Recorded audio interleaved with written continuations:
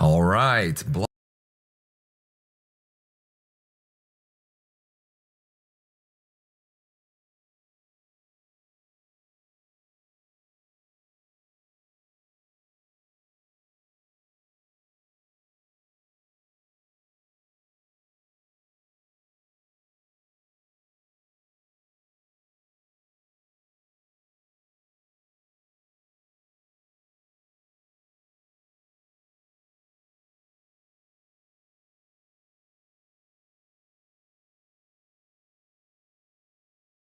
People.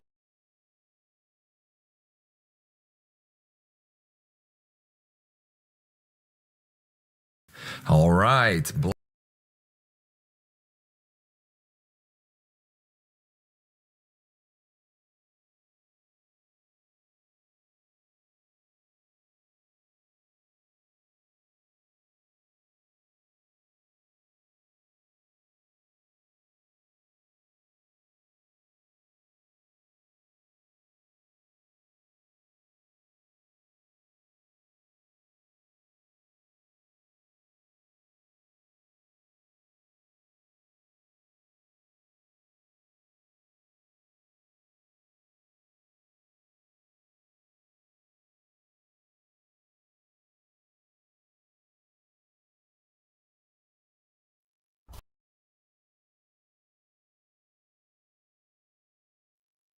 Over 5 years after the release of Bloodborne, the story is still shrouded in mysteries.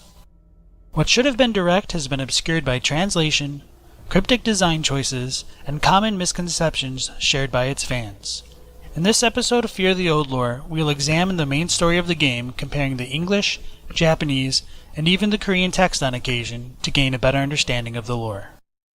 Warning: spoilers ahead. Commonly held beliefs will be challenged. In the opening cutscene of the game, we're introduced to the concept of pale blood, but we're not meant to know what it means. The Blood Minister is responding to something the player says off-screen, so it seems the protagonist has some knowledge of pale blood before coming to Yharnam.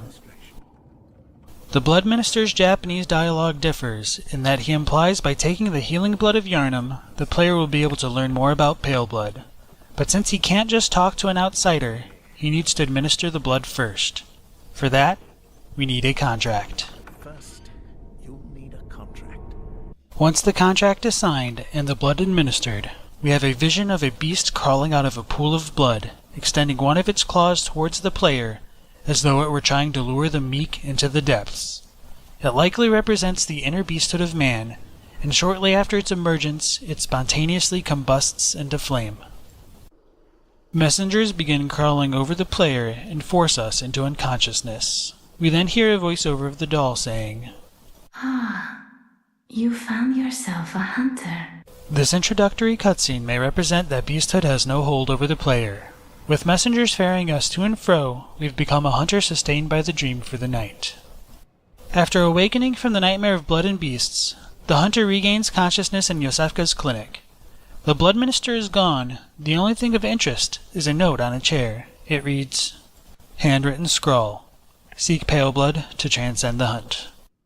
Many have wondered who exactly left this note in Iosefka's clinic, but the Japanese is clear in saying it was self-penned or written in the player's own handwriting. Since the hunter left the note for themselves, they may have anticipated memory loss following the blood transfusion. Whatever the case, it's clear the hunter's goal is to find pale blood. But what is it? It might be surprising, but pale blood doesn't refer to blood at all. It comes from Aozamatachi, which when broken down literally means paled blood, or blood that has been made pale. It's used as an epithet to describe the moon presence and the red moon sky.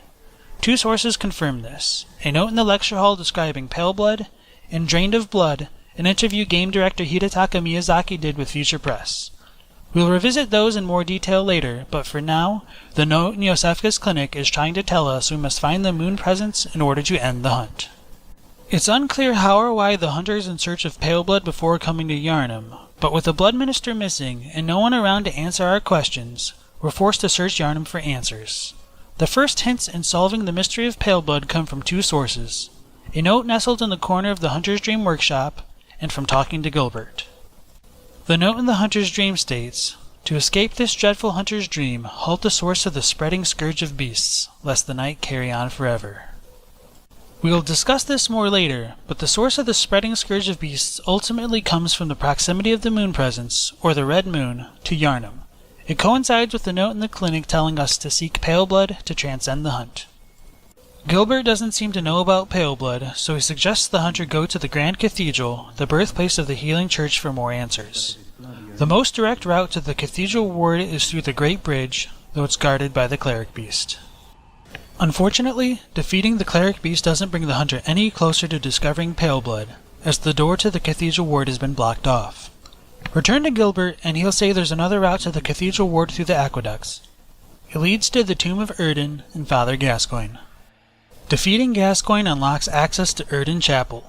The small, private library there has a note foreshadowing what's to come. The Byrgenwerth spider hides all manner of rituals and keeps our lost master from us. A terrible shame. It makes my head shudder uncontrollably.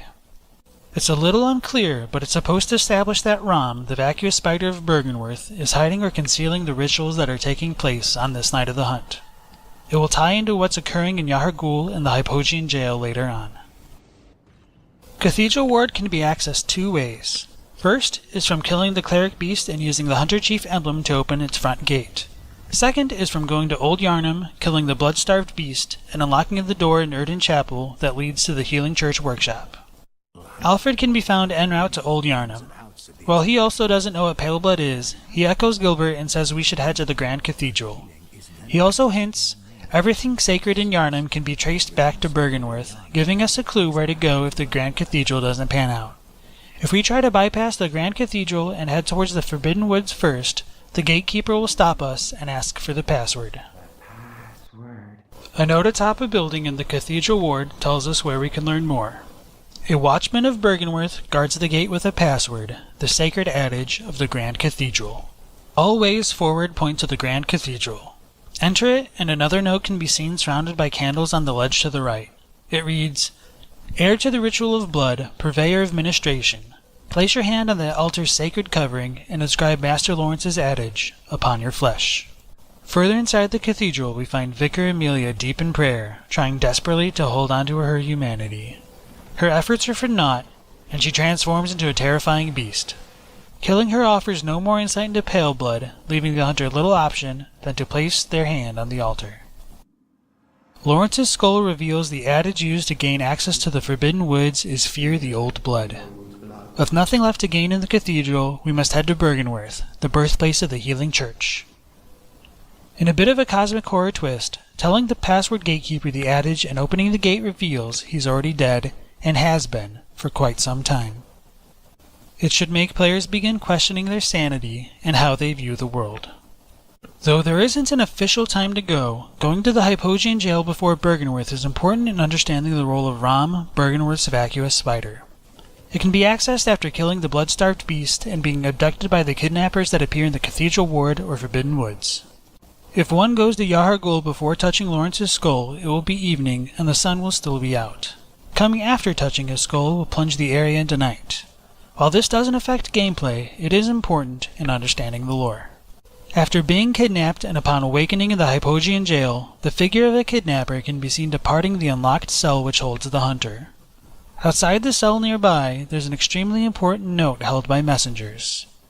Madmen toil surreptitiously in rituals to beckon the moon, uncover their secrets. Regrettably, this note and many of the others found in Yahar'gul have a lot of important information that's been lost in translation. Here's what I've retranslated from Japanese. Madmen, their ritual beckons the moon and it is being hidden. The ritual's concealment must be destroyed.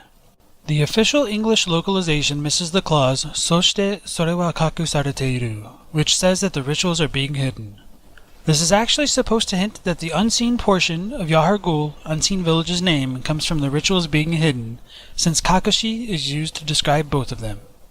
If we recall the note in Erden Chapel, the spider hides all manner of rituals, so this is a subtle hint that the vacuous spider must be defeated to reveal the unseen true nature of Yahar'gul. Rather than needing to uncover nondescript secrets, it's very clear in Japanese that whatever conceals the rituals needs to be destroyed. The next note can be found upstairs near the Hypogean jail lantern. It states, Nightmarish rituals crave a newborn. Find one and silence its harrowing cry. The way it's written in English makes it sound as though the School of Mensis is looking for a random baby to kidnap and potentially kill, but the Japanese text has a very different take on things. The nightmare ritual is with the infant. Find the infant. Please stop its crying voice. This sets up that the rituals used to beckon the moon are tied to the crying voice of an infant, more specifically the nightmare newborn Murgo. It might seem odd that the cries of an infant can beckon the moon, but in this context, it's meant to refer to the moon presence. Miyazaki's Drained of Blood interview with Future Press explains more. In the world of Bloodborne, babies that are treated as special in one way or the other are offered as lures to the Great Ones. The Great Ones have all lost their children because of their positions, and as a result, they're attracted to these special babies. The babies are one way of calling them. Murgo's cries being used to beckon the moon presence was supposed to be reinforced in the final paragraph of the Moon Rune, which can be found on a corpse in the middle of the chapel. The English has, "The Great Ones that inhabit the nightmare are sympathetic in spirit and often answer when called upon," whereas the Japanese description states that the Nightmare Great One responds to the voices of those who call out, and mirrors what's in the note about stopping the Nightmare Newborn's crying voice. I should also mention the Japanese is unclear whether the Moon Rune is supposed to refer to a singular Nightmare Great One or multiple ones. There's a good chance it was meant to refer solely to the moon presence, which would fit well with it being beckoned towards the sound of Murgo's voice, but it's ambiguous. Killing Murgo's wet nurse and the Orphan of Cause does make Nightmare Slain text appear on the screen after all. Outside the chapel is an avenue that has one of the most difficult notes to understand in the entire game. Behold, a pale blood sky.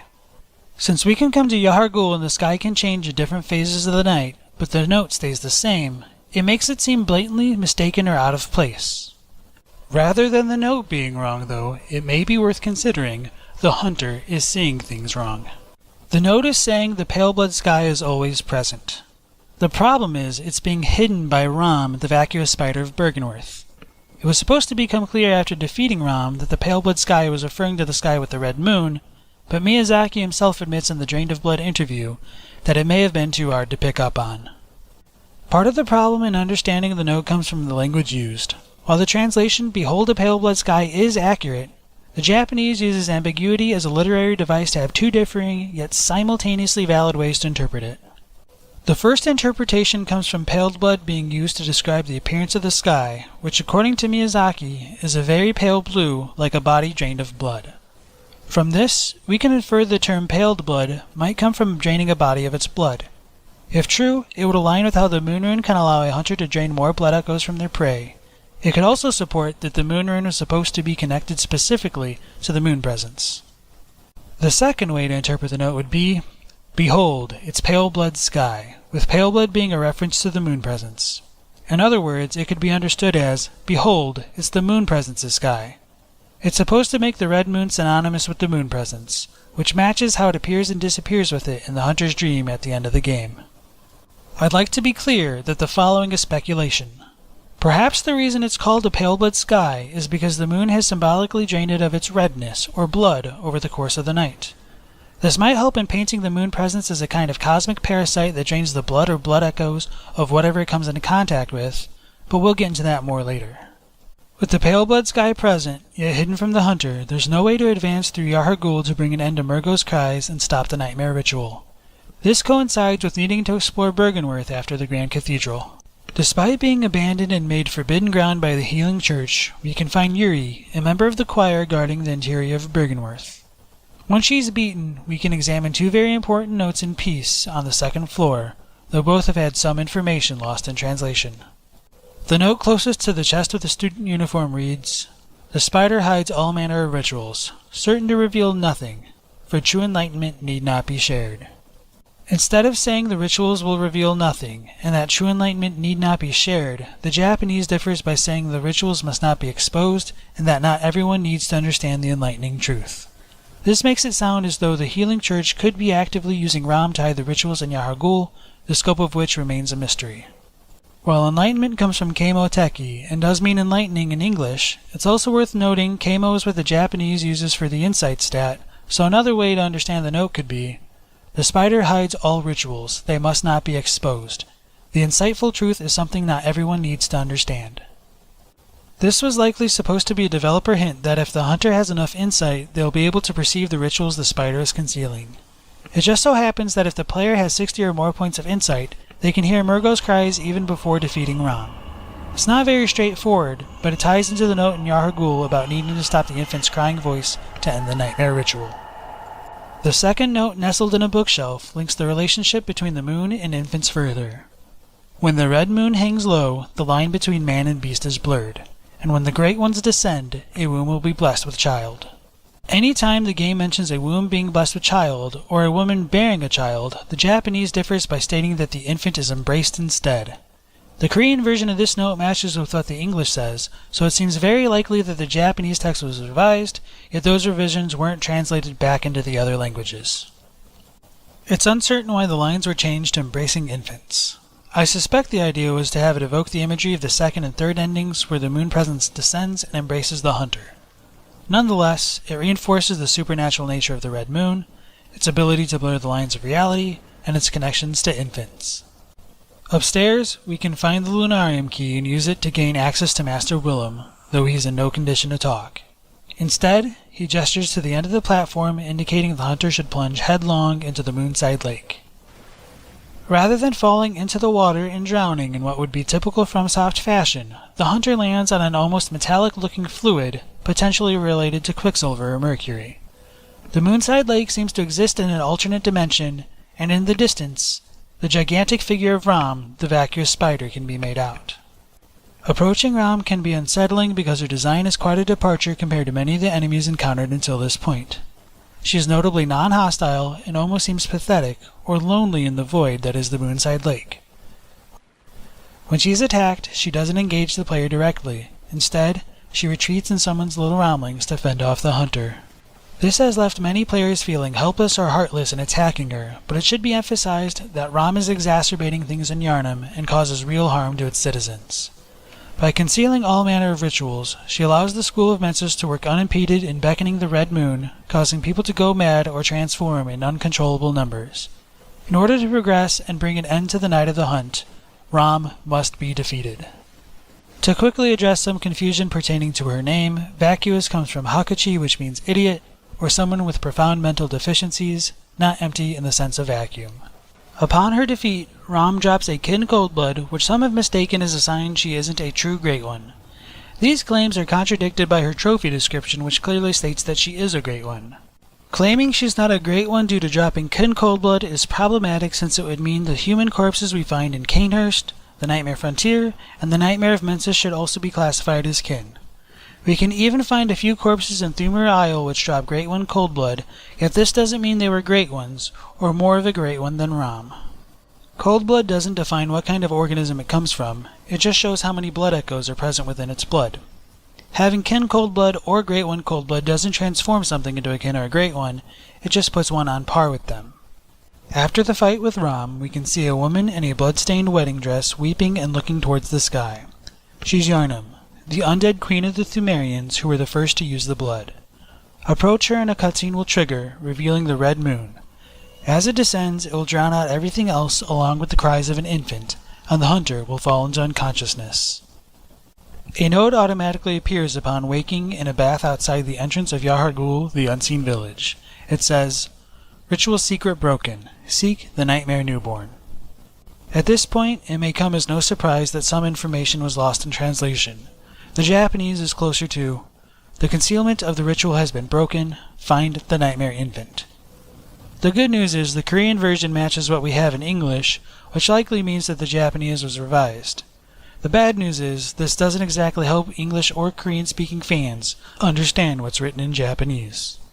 What may be the largest difference between the texts is that the Japanese version is in quotation marks, so the hunter is literally hearing the words being spoken. The identity of the speaker is unknown, but it's possible it's Queen Yharnam since she was the only other one present in the Moonside Lake. Another possibility is that it could come from the moon presence, but this interpretation is contingent upon how much you believe the moon presence takes an active role in the hunt. Other options include the doll and Gehrman, but these seem unlikely since they could have used a voiceover here instead. The Japanese is also more explicit by saying the concealment of the ritual is destroyed, rather than a vague ritual secret being broken. It helps establish that Ram is concealing the rituals, and with her gone, the enlightening truth is now exposed, hence why the red moon is visible over Yharnam, and the nightmare newborn's cries are audible everywhere. With the red moon appearing over Yahar'gul, it reveals a town filled with eldritch horrors and abominations. The next note is in a cell in the building to the left of the lantern. It says, "The Mensis ritual must be stopped, lest we all become beasts." If the School of Mensis rituals are causing people to transform into beasts, it ties into the workshop note telling the hunter to halt the spreading scourge of beasts. Taken in conjunction with the other notes, we can begin to paint a picture of what's occurring on this night of the hunt. Madmen of the School of Mensis are using a nightmare ritual along with an infant's crying voice in order to beckon the moon. When it comes close, the boundaries of man become blurred, causing them to transform into terrible beasts. In order to stop the infant's cries, the hunter must proceed through Yahar'gul and come into contact with the mummified corpse of Mikolash at the end of the Advent Plaza. Doing so will teleport them into the second floor of the lecture hall, a bygone institution of Byrgenwerth that's adrift in the nightmare. More notes can be found here, but they're difficult to understand. The first is in the balcony above the theater. Master Willem was right. Evolution without courage will be the ruin of our race. The Korean here is the same as the English, but the final line is different in Japanese and is something closer to, "Professor Willem is right. The wretched evolution is man's downfall." This version is a significant departure in meaning from what we get in English, and adds an interesting amount of depth in trying to better understand Master Willem's position. It's hard to get across in English, but it's ambiguous as to whether it's referring to a specific kind of evolution or evolution in general.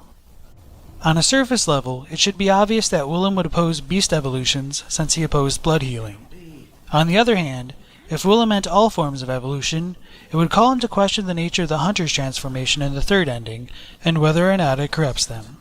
There's another note in the adjoining room. It simply reads, "Hunt the Great Ones. Hunt the Great Ones." It almost seems like the ravings of a madman, or one drunk with blood, since we don't have any indications of the Healing Church or Byrgenwerth hunting Great Ones, or regarding them as adversaries. On the contrary, it would seem to conflict with their goal of trying to become Great Ones themselves. What's even more puzzling is there's no reason to indiscriminately kill Great Ones, since they don't drop anything particular to being Great Ones. Two more notes can be found in an adjacent room, with the first arguably being the most important note in the game. It reads, "The nameless moon presence beckoned by Lawrence and his associates. Pale blood." Even though it's possible to properly discern in English, it's still difficult to pick up that pale blood is another term for the moon presence since it's called nameless. The Japanese version is closer to Lawrence and his associates' moon presence. Paled blood. With paled blood put into the equivalent of quotation marks, it's very clear it's meant to refer to the moon presence. While the Korean is closer to the English, there are a few differences worth mentioning. First, the Korean doesn't say Lawrence or his associates beckon the moon presence, though it can still be inferred. Second is that the Korean version also has paled blood put in quotation marks, even though it's still called nameless. This suggests the developers wanted to avoid unnecessary confusion, so they removed the bit about the moon presence being nameless. It's unfortunate this information wasn't translated back into the other languages, as it really goes a long way in helping to understand what pale blood is. Of course, while the information helps the player understand what pale blood is, it doesn't bring the hunter any closer to finding it. The note on the table in the back of the room provides the biggest clue yet. 3 third chords. Although it's cryptic, using 3 third chords is necessary for the hunter to be able to challenge the moon presence. Without them, the moon presence will be able to captivate or possess the hunter in the Honoring Wishes ending, forcing them to replace Gehrman in the hunter's dream. Though this is an issue only in the North American version of the game, others before me have pointed out they're supposed to be called third umbilical cords, not 1/3 of an umbilical cord. It may sound a little confusing, but the Japanese uses ordinal numbers or sequential numbers like first, second, third, and fourth to describe them, not fractions. The mechanics of how they work are a bit of a mystery, but we can make some pretty good educated guesses about them. Since third chords are said to make one gain eyes on the inside, they may open one's inner or third eye. Beliefs about third eyes vary by culture, but in Hinduism and Buddhism they're associated with enlightenment and allowing one to transcend or see beyond reality. They're also associated with deep sleep and astrally projecting oneself when dreaming. These beliefs extend to many themes present in Bloodborne and might help understanding transcending into a Great One. Moving beyond the symbolism of inner eyes, it may also be worth exploring what role umbilical cords serve. In embryos and fetuses, umbilical cords filter waste away from the child while absorbing nutrients from the mother's blood and the placenta. Perhaps this idea can be applied to the hunter, and that consuming 3/3 cords gives them a metaphysical umbilical cord capable of filtering and metabolizing blood or blood echoes. Leaving the room with the 2 notes and taking the door on the left leads to the Nightmare of Mensis. 2 chapels can be seen looming in the distance. Arguments can be made as to whether or not they were created before the school arrived in the nightmare, or whether they were created for the school's rituals. It's possible the area was originally inhabited by the Thumerians or the Lorenites, potentially explaining why we can find Lauren Silverbeast and Murgo's attendants there. It's also possible the petrified remains of the Yarnamites fused into the walls of Yahar'gul helped create the Nightmare of Mensis, with the petrified figures of people or faces in the rocks coming from them. Maybe the truth lies somewhere in between. Proceeding through the Nightmare of Mensis, the hunter will eventually come face to face with Mikolash, the leader of the School of Mensis. His dialogue during the fight reveals the goal of the School of Mensis is to come into contact with the Great One, so they may gain eyes on the inside. Based on his mannerisms alone, it should be self-evident he's mad, and that his dialogue should be taken with a grain of salt. Cause. The Great One he prays to has presumably been dead for some time, so it doesn't make much sense for him to be praying to her. Between Murgo and Murgo's wet nurse, there are other Great Ones he could contact nearby, so it's unclear whether coming into contact with Cause is special, or if he's just mistaken about her identity, since it was the school's goal to beckon the moon. There is another way to interpret Mikolash's intentions, but I'd like to make it abundantly clear it's conjecture based on cut content that may be incompatible with the retail version of the game. In the alpha version of the game, a few characters were known by different names. Abritus, the daughter of the Cosmos, was known as Cause, and the Moon Presence was known as Abritus. Mother Cause as we know her didn't seem to exist yet. Thus, when Mikolash beseeches Cause to grant them eyes on the inside, he could have intended for those prayers to go to Abritus instead. Surprisingly, there is evidence of Abritus granting people eyes on the inside. When we look at the eye rune, it's described as having been spoken by left-behind Great Ones. It's a little ambiguous since Japanese doesn't often distinguish whether something is singular or plural, but this mention of left-behind Great Ones should be understood as a singular reference to Abritus, the left-behind Great One. There are no mentions of other left-behind Great Ones to consider, and the Augur of Abritus makes it clear it's referencing her. With the voice of Abritus being able to grant metaphorical eyes to those who hear it, this could provide context for Cause granting eyes to Rom. It could also help contextualize why Abritus is grieving near the Rom-like corpse found in the Altar of Despair. It would also be quite ironic for Mikolash to be praying to a Great One he doesn't have access to, only for it to be hidden by the choir deep beneath the Grand Cathedral. Unfortunately, it does rely on cut content and a whole lot of headcanon to support this interpretation, but I think it does a nice job of connecting some parts of the story which don't quite fit together. After defeating Mikolash, the hunter can access the upper levels of Murgo's loft, where the cries of the baby will be much clearer and much louder than in any portion of the game. Shadows of Yharnam can be seen prowling through the area and will attack anything in the vicinity. They seem to be guarding Queen Yharnam, whom we can find crying and looking up to the lunarium towards Murgo. Beyond her lies a chest that holds Iosefka's blood vial. It's often asked why Iosefka's blood vial is at the top of Murgo's loft. Truthfully, we're not given a good reason for it.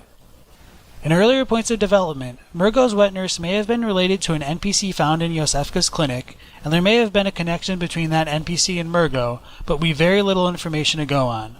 The most likely, and perhaps the most dissatisfying explanation, is that it's left as a developer hint to return to the clinic and meet the imposter doctor to obtain her third umbilical cord. In the Lunarium, we can see a lone stroller in the distance. As the hunter approaches, a cutscene will trigger and Murgo's wet nurse will drop down from the sky, cradling it briefly. A gurgling sound will play, suggesting the wet nurse absorbs the crying baby. I realize this claim may be hard to believe. For what it's worth, Lance McDonald, a popular producer of Bloodborne cut content videos, has mentioned in earlier builds of the game the cutscene had the wet nurse bring Murgo to its chest before glowing purple and absorbing it. Perhaps its goal is to absorb the baby to protect it from the hunter. Some fear that by killing the wet nurse, we also kill Murgo. It's difficult to hear, but once the wet nurse is defeated, Murgo's cries will gradually stop and turn into a kind of restful slumber or snoring.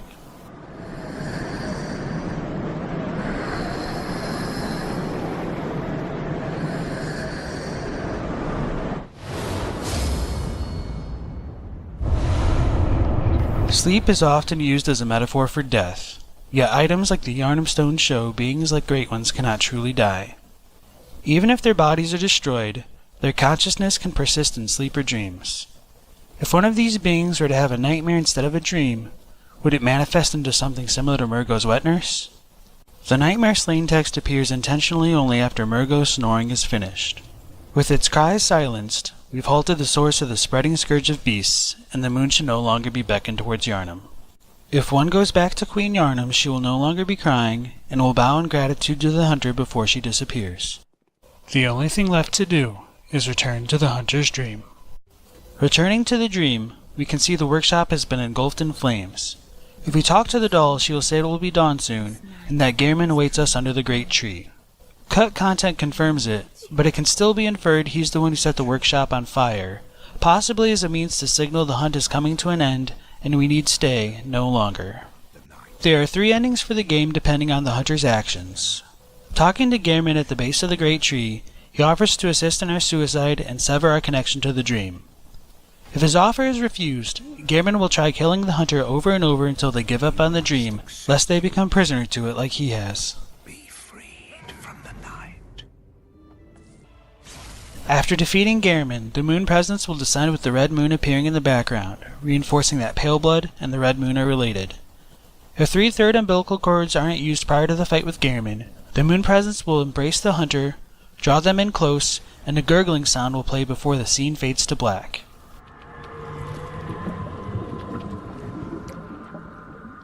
The cutscene will transition, and the next thing we see is the doll pushing the hunter, who is missing a leg in a wheelchair. She'll crouch next to us and say the hunt begins again, meaning we've been forced to take the place of Gehrman in a never-ending cycle of the hunt. Opinions about the nature of the moon presence differ, with some believing it's hostile towards the other Great Ones and it wants them killed. Others believe the moon presence takes an active role in controlling hunters in the hunt. My beliefs differ from these for a few reasons. While we're not given much information about the nature of the Great Ones, it's arguable whether their intentions can even be discerned. With Great Ones like Ram and the brain of Mensis being literally brain damaged, and the etymology for Abritus potentially coming from abrius, or intoxicated in Latin, it makes it difficult for me to believe that the beast-like moon presence is any different, or has grand machinations over the night of the hunt. For the most part, the Great Ones seem relatively disinterested in humans. It's more likely to me that since the moon presence is related to paled blood, or potentially draining bodies of blood, it may be acting as a kind of cosmic parasite draining the blood echoes from hunters at the end of each hunt. Having an emaciated, skeletal figure with its ribs exposed and protruding from its body may symbolize the moon presence's insatiable greed and hunger. If its goal is to absorb as many echoes as it can and has possessed Gehrman, it would make sense for him to tell us to not think about what we're doing and to just go out and hunt a few beasts. It's also worth mentioning that if the moon presence has been draining blood echoes from hunters, Gehrman doesn't drop any when he's killed in the 3rd ending. If the moon presence drains blood echoes from hunters and is unrelated to the hunter's dream, this may lead to questions about the roles of hunters. I'd like to be clear that the following is conjecture, but there is some evidence in the Japanese Crowfeather set that implies hunters could serve as kinds of Grim Reapers. Here's its final paragraph, retranslated from Japanese. The first hunters, foreigners, chose the honorable ways of home, not the blasphemous burials of Yharnam. This way, the dying wills of their comrades would at least reach heaven, or perhaps the hunter's dream. If hunters exist as kinds of Grim Reapers which send the dead into the afterlife, it mirrors how Gehrman uses a scythe and how his hunts were meant to allow his prey to rest in peace. It could imply hunters' powers do not come from the moon presence. Instead, it's more likely they come from the wills or the spirits of the dead. Allow me to explain. The term blood echoes comes from Chino-ishi, which literally means the dying wills of blood. They represent the hopes, dreams, unfulfilled desires, or the wills of the dead. Hunters inherit these wills, allowing the dead to vicariously live again through them. This ties into how the HP stat is described as the power or will to survive. When the hunter uses a blood vial to regain HP, they're literally borrowing the will to live from the dead. Another idea supporting blood being tied to the wills of the dead comes from the messengers. In Japanese they are called shisha, and while that does literally mean messenger or emissary, it shares the same pronunciation as shisha for dead or deceased person, and is likely a deliberate play on words. With messengers potentially representing spirits of the dead, and the dead sustaining hunters on nights of the hunt, It gives more meaning to the doll's line in how They find hunters like yourself, worship and serve them. if the Moon Presence devours Blood Echoes and Bloodborne, it would mirror themes used in other FromSoft games, like the old one devouring souls and demon souls. To resist the Moon Presence's possession and possibly being drained of blood, the hunter must use 3/3 umbilical cords before the fight with Gehrman. This may give them eyes on the inside, or the enlightenment necessary to withstand the Moon Presence's psionic onslaught. When the Moon Presence fails to captivate the hunter, it will become hostile and attack. Despite being a Great One, the Moon Presence's movements and snarls almost resemble that of a beast, further connecting Paleblood and the Red Moon's ties to beasthood. The juxtaposition of the Moon Presence being a Great One, or a potentially enlightened being, yet being beast-like, should call into question the knowledge and motivations of those trying to transcend the beastly idiocy of man. Beyond its physical attacks, the Moon Presence also displays a mastery over the arcane, being able to transform parts of the nightmare into blood echoes, and vice versa. It can use its arcane attacks to drain the hunter's will to fight by reducing their HP to 1, and prevent their ability to heal with blood vials. Though the fight isn't very challenging mechanically, the powers the Moon Presence exhibits are still quite considerable from a lore perspective. Killing the Moon Presence causes the Nightmare Slain text to appear in a rain of blood. Rather than getting a stereotypically good ending, we're treated to one of the most disconcerting cutscenes in any game. A small, slug-like creature can be seen squirming on the ground in the hunter's dream. After a moment, the doll will pick it up and ask the hunter if they're cold. We have turned into an infant Great One. By defeating the Moon Presence and halting the source of the spreading scourge of beasts, the hunter has ended the hunt. But this has left many wondering what that means. Do we just replace the Moon Presence and start the cycle over again? Fundamentally, it's left to the individual player to decide. There's reason to believe the hunter's transcension into a Great One might be greater than that of the Moon Presence or other Great Ones. If the umbilical cords represent the union of blood and insight, then we should attain a body and mind capable of bearing cosmic enlightenment. With this perspective, it could be taken as a positive ending, with the hunter potentially being a benevolent force that will lift humanity into its next evolution. If one is more fatalistic and believes the note in the lecture hall about wretched evolution being the ruin of our race, then the transformation of the hunter could be taken negatively. The cycle of the hunt may be inevitable, and the hunter may go on to replace the Moon Presence, similar to replacing Gehrman in the Honoring Wishes ending. Some don't like either interpretation, and would prefer their character not transform at all. I completely understand and can appreciate those sentiments, but I think a question Bloodborne wants the player to ask themselves is this: if, in order to transcend humanity, it meant you had to leave your humanity behind, would you do it? Thank you for watching this video. I hope you enjoyed it. I know there's still much I didn't touch on in the interest of saving time, but I hope it helped clear up some of the mysteries surrounding the game. If you enjoyed it, please consider liking it or subscribing to my channel, where I intend to release more Bloodborne-related content in the future. Farewell, good hunter. May you find your worth in the waking world. Fear, the Old Lore.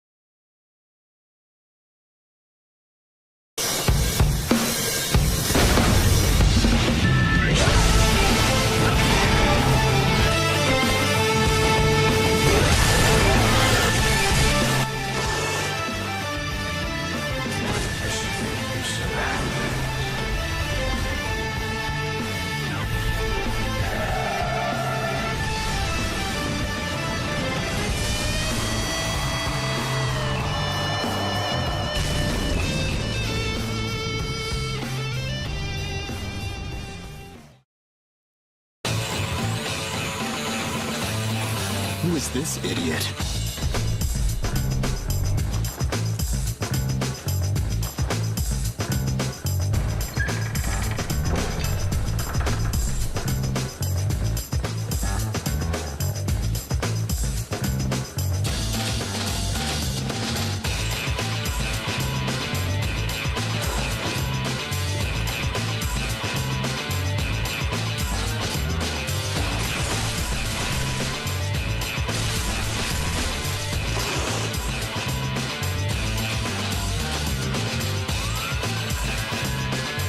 Watch out, watch out, watch out! No, no, no, no, no, no, no! Wait.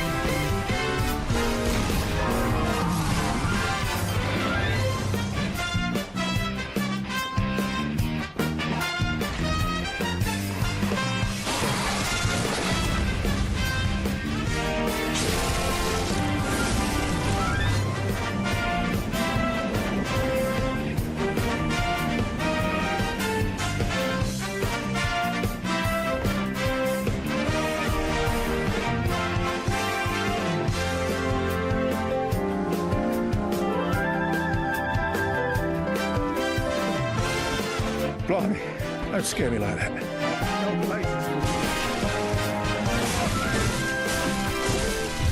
Have you got a screw loose? Or is it your one?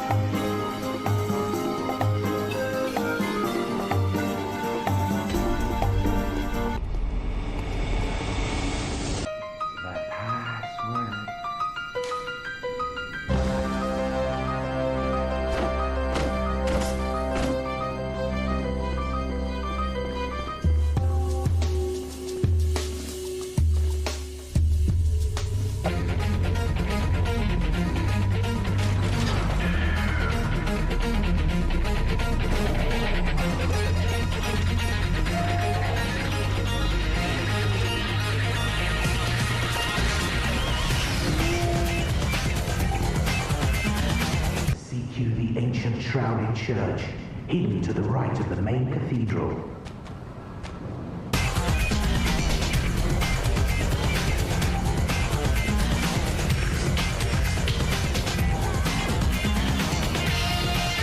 Are you a hunter? Can you please come look for my mum? If you find my mum, give her this music box. It plays some of Daddy's favourite songs, and when Daddy forgets us, you play it for him so he remembers.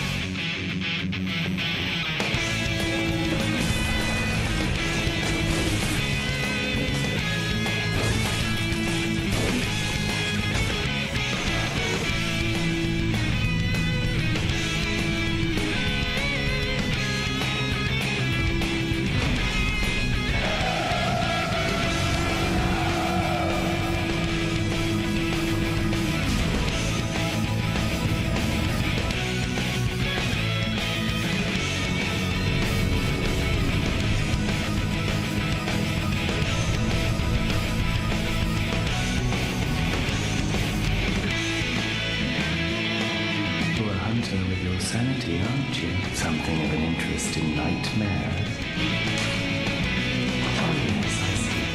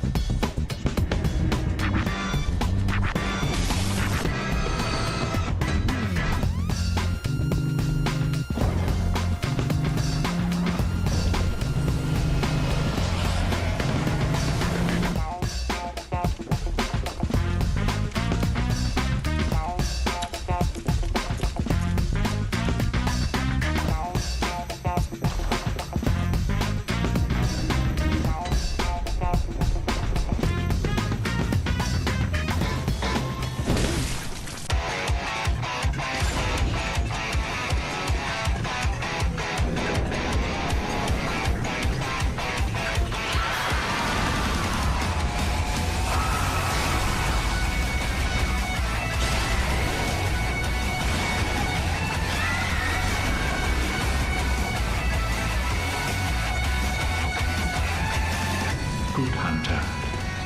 Have you seen the... High time someone exposed the whole charade.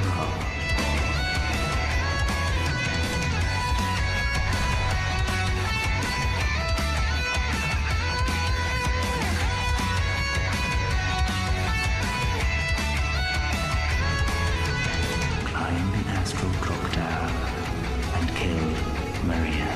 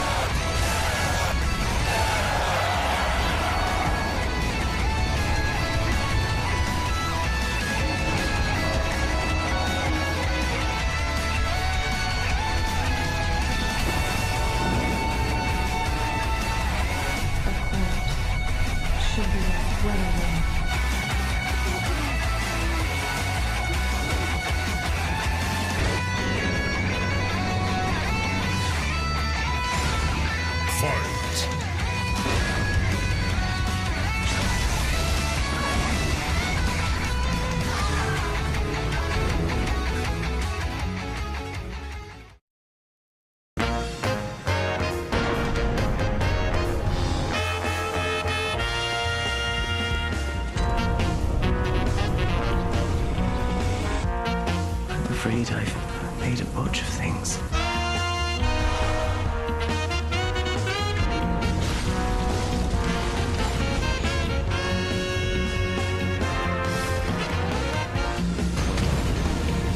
Just...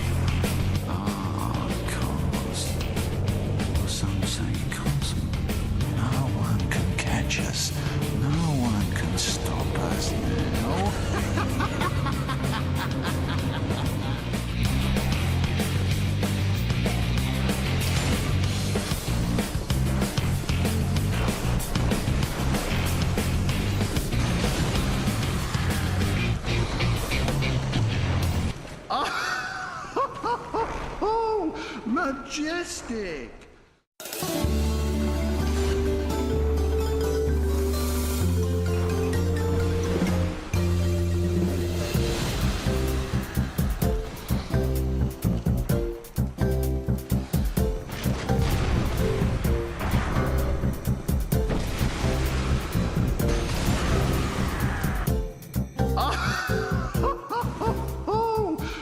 majestic!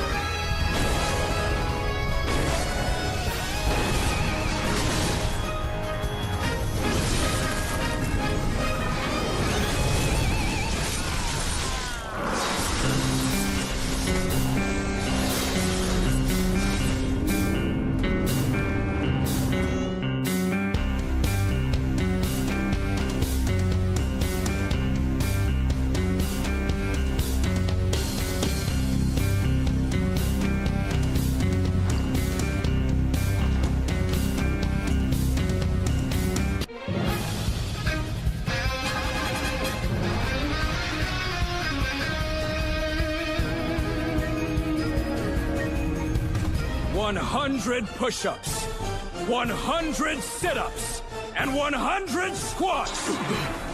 Then a 10-kilometer run. Do it every single day. Whoa!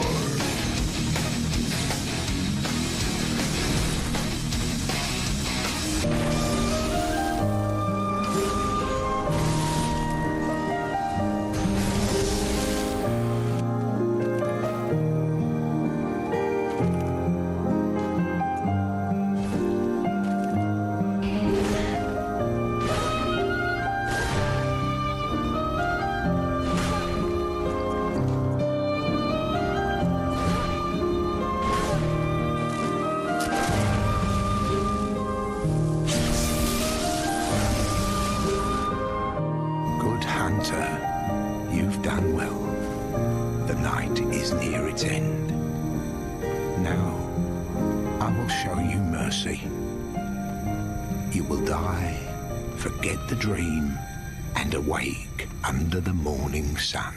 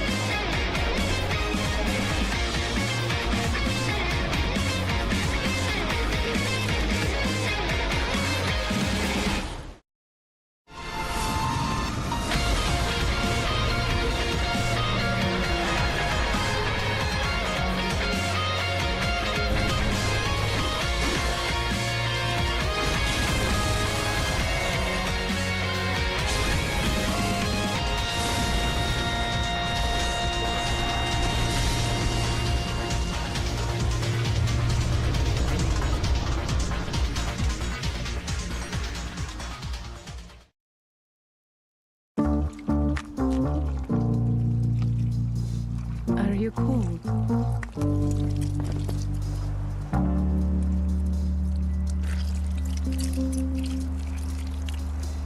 Oh, good hunter.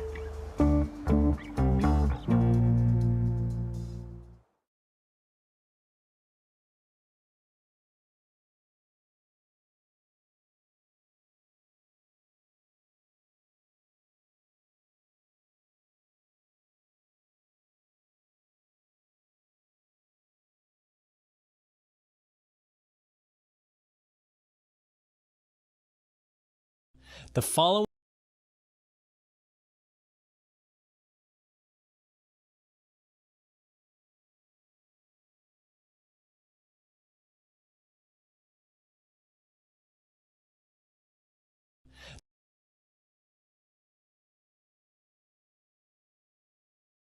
following set of tutorials is going to describe the more obscure mechanics in Bloodborne, such as the blood gems, Carol runes, and the ever so infamous Chalice dungeons. This video isn't necessarily meant for fresh players, and I mean fresh out of the oven players. If you don't understand the basics of Bloodborne, as in its combat, how to level up, or even the UI, I'll encourage you to check out the beginner's guide video from VatiVidya, who I think does a succinct job at giving players a good enough foundation to pick up a controller and play a game like Bloodborne for the first time. Otherwise, if you think you're someone who has a bit of a grip on Bloodborne, or you're a bit of a nerd, then buckle up. We're going for a ride. So let's say, hypothetically speaking, you already have your weapon of choice. Could be the Saw Cleaver, Hunter Axe, Threaded Cane, etc. You know how to swing them, you know how to move, you know how to look cool. Or you're at least halfway there. The question now is, how do you get these things to do more damage? Well, you need three things: upgrades, stats, and blood gems. Upgrades are simple enough to understand. You will find upgrade materials such as bloodstone shards that raise your weapon's damage, aka AR, the more of the shards you find. The order of upgrades goes as such. Bloodstone shards bring your weapon from +0 to +3. Twin bloodstone shards bring your weapon up to +6. Bloodstone chunks bring it to +9, and finally, blood rocks cap out your weapon at +10. All along the way, not only does each upgrade raise your weapon's base damage, but also its stat scalings, down here. This brings us to the stats of your character.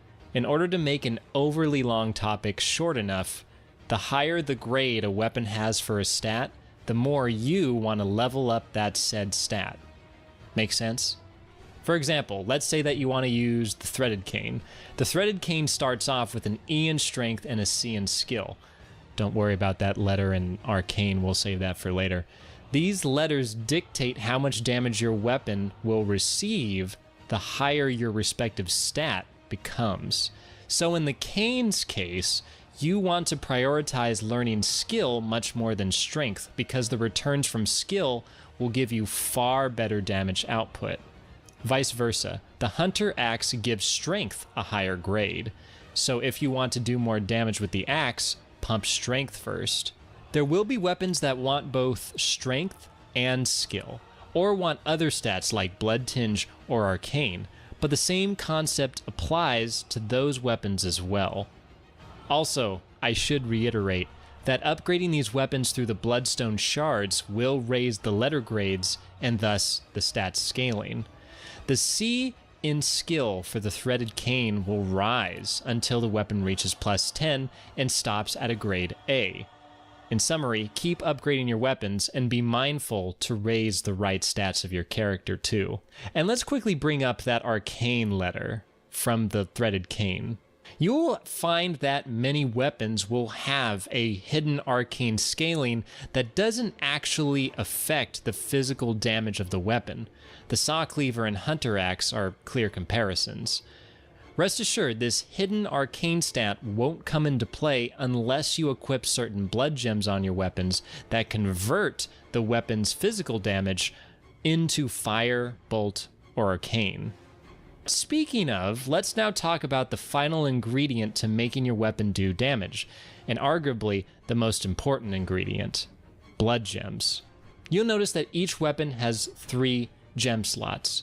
You'll also notice that these slots start off grayed out on an unupgraded weapon and become opened once you do upgrade them.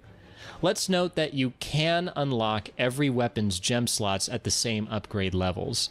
The first gem slot of a weapon will open when you upgrade it to +1. The second opens at +3, and the third at +6. The blood gems I mentioned will fit right into these. And what are blood gems? Blood gems are special items that you equip onto your weapons that give them an added effect. The effects can vary. Some gems might regenerate your health. Some gems might poison your enemies. Some gems will even convert a weapon from doing physical damage to doing fire, bolt, or arcane damage, as I mentioned earlier. But like I said, the most important gems, especially for newer players, will be the ones that take your weapon's AR, or attack rating, and amplify it. If you see gems called tempering blood gems, these are the ones you ought to get the most acquainted with. Tempering blood gems will increase your weapon's physical attack as their primary effect. It's also worth noting that the name scheme of blood gems will also coincide with the effect you will see on the gem itself. Now, we're not going to try and list all the different gems and their names in this video, but rest assured the names start making much more sense the more gems you pick up and get familiar with. Looking closer at a gem itself, we can also make note of a gem's rating. The higher the rating, the more powerful it will be and the more effects it might have. The lowest rating is 1 and the highest is 20. While we're here, let's briefly talk about the different layers of effects a gem might have: primary, secondary, and curses. The first gems in the game that you will pick up are going to be incredibly basic. They will only have one effect tied to them, and this is their primary effect. Over time, as you progress further into the game, you'll see 2 or 3 different effects on a gem at once. Secondary effects, or the effects right below the primary, won't start making too much of a difference to you until you start picking up the rarest of gems. I would recommend that you pay attention to what secondary effects will give you extra damage or beneficial gimmick than anything else. Something like a flat physical attack increase would be good for most. And lastly, there are curse effects. You won't see any of these until you're late in the game or in the chalices, but it goes without saying, in order to have a particularly powerful gem in this game, there comes a cost. The different kinds of curses a gem might have will range from barely noticeable, even non-intrusive, like kin attack down or stamina use increased, to completely ruining and unusable, like HP drain or all attack down. In order of importance, getting a gem with a great primary effect should be your main concern. Curses come second because they will completely trash a gem if you aren't careful, and if the RNG is particularly unseemly.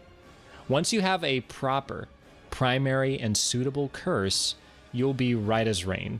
Only the biggest of nerds really squirm over getting the right secondary effect, so try not to worry all that much about it unless you have way too much time on your hands and want to farm the absolute best gems. I mean, people have done less for longer amounts of time. Moving on from the effects, we need to talk about gem shapes.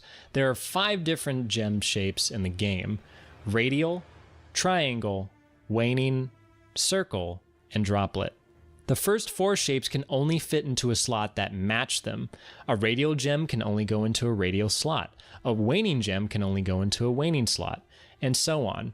Droplet gems are unique, however. These gems only drop from the winter lanterns that you find later in the game. You know the ones, they're incredibly hard to miss and incredibly hard to forget. Droplets are like the jack of all trades in Bloodborne. The droplets can fit into whatever slot they please, shape be damned.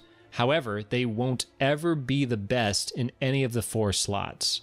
They can, however, fill a temporary role in one of your weapons while you wait for a better gem to come moseying along. And that will wrap up blood gems, at least for now. Carol runes. If you're familiar with other Souls games, these runes are like equipping rings, except not as convenient nor instantaneous. If you're unfamiliar with other Souls games, these runes are special items that you equip on your hunter while at the workshop in the Hunter's Dream. Before you can even equip any runes, however, you first need to find the Rune Workshop tool, which is found after you beat the Witch of Hemwick. Conveniently enough, she will be at the similarly named area, Hemwick Charnel Lane. Go figure. What's special about these runes is that they give your hunter special effects, like giving them more health, more stamina, or higher defenses. There are also runes that can give you more blood echoes from killing enemies so you can level up faster. Furthermore, there are runes that can give you better RNG drop rates so you can farm for certain items, upgrade materials, or unique blood gems. Slightly moving on, each rune also has at least 3 different versions of itself. For example, the Clockwise Metamorphosis runes, or the runes that give you more HP, are 3 of a kind. The first version gives you 5% more health, the second gives you 10%, and the third gives you 15%. The different runes and their variations are scattered around the main game and even in the Chalice dungeons themselves. Now, we've only accounted for the first 3 rune slots. The 4th and final rune slot is reserved for Oath runes. These Oath runes are each unique, not just in the written effect that they tell you when they equip them, but also because some of them have a hidden mechanic about them. Most of them, in fact, put your character into an in-game faction. The Corruption rune makes your hunter a Vileblood. Radiance makes you an Executioner. Hunter makes you a Hunter of Hunters, and Impurity makes you a Confederate. Which is really odd to say out of context. Anyway, there are 2 other DLC runes, Beast Embrace and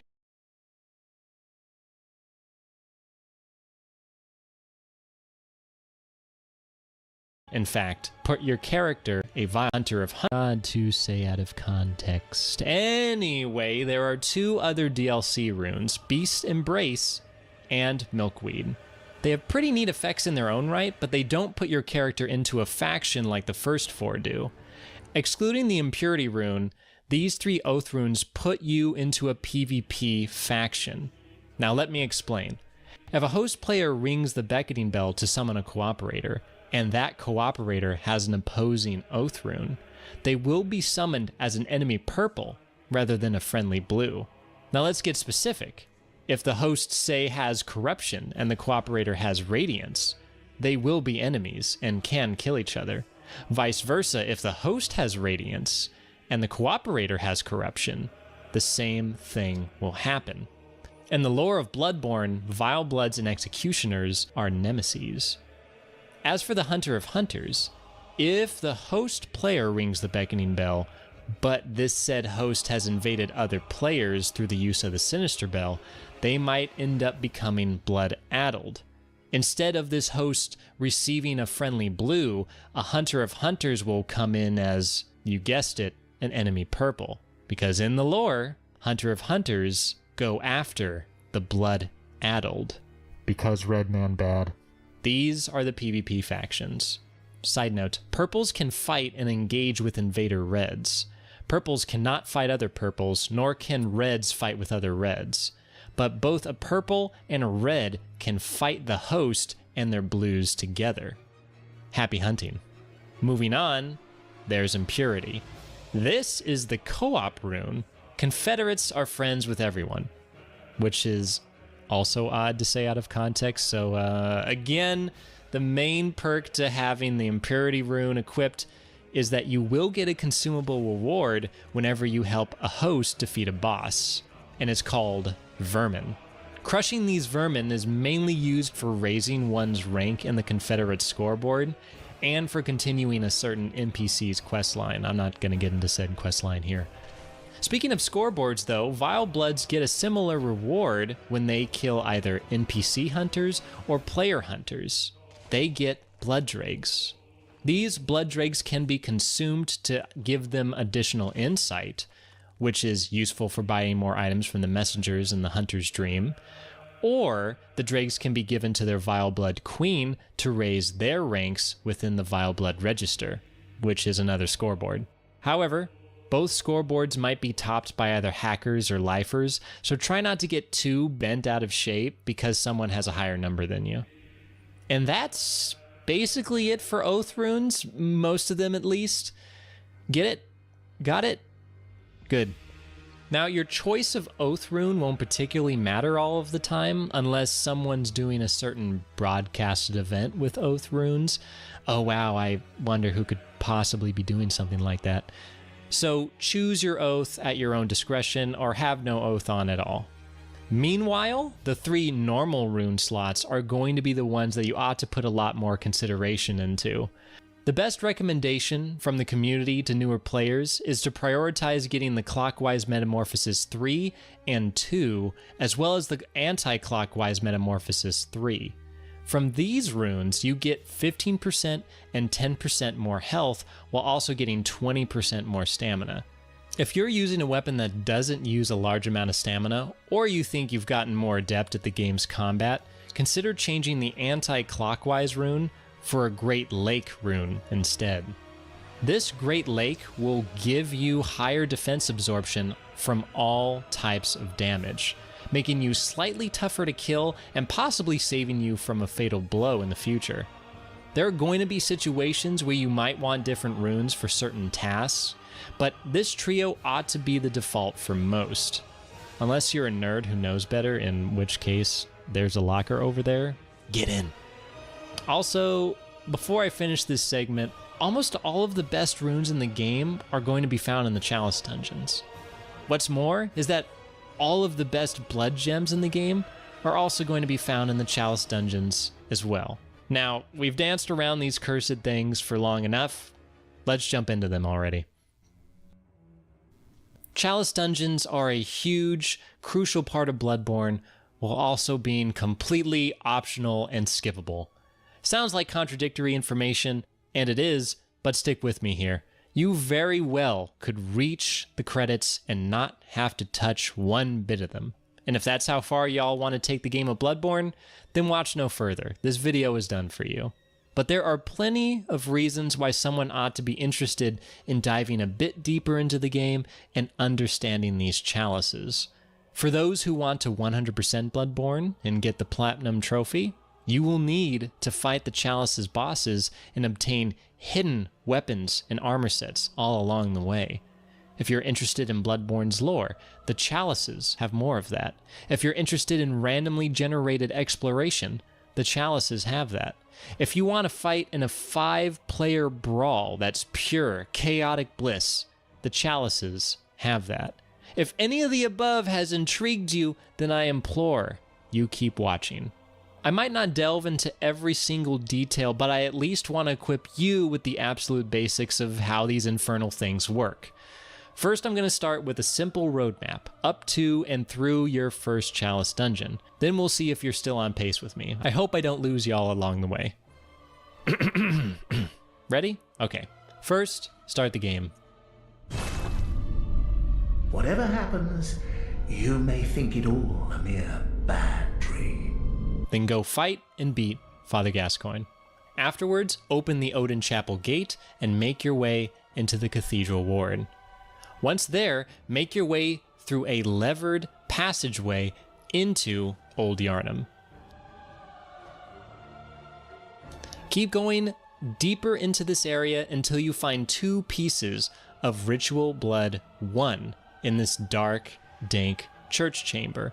You'll find them on a well-lit altar, so they're incredibly hard to miss.